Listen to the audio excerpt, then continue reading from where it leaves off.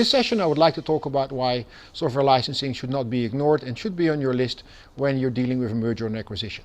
When a company buys another company, it acquires all the assets of the previous firm. This includes ICT and all the related contracts such as software contracts. The reason for most acquisitions are to make use of the economies of scale.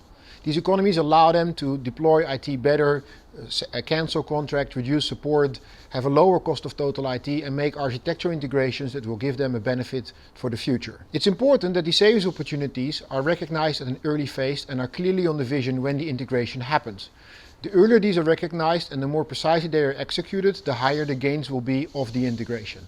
Identifying these saving opportunities requires special knowledge. It requires an in-depth understanding of the software contracts, the possibilities these contracts offer in order to reduce cost, but also it requires understanding of IT and IT infrastructure merging. On top of that, there's also a lot of hands-on work that needs to be done.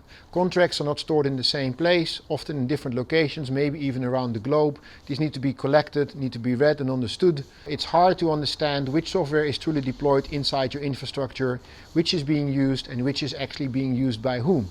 And what about software compliance?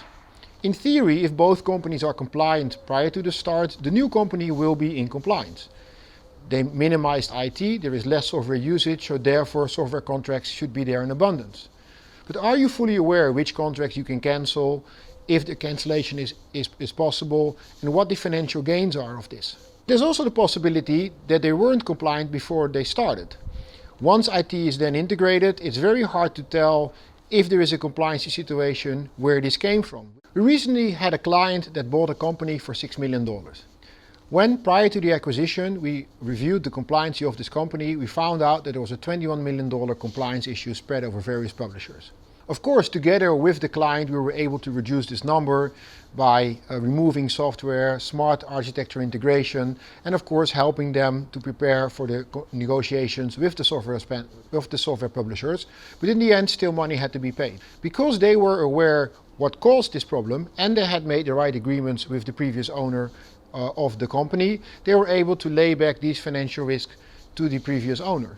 In short, when acquiring another company, software contracts, entitlements and deployment are important. Make sure you put it on your to-do list and that you identify all the risk and saving opportunities at the earliest possible time.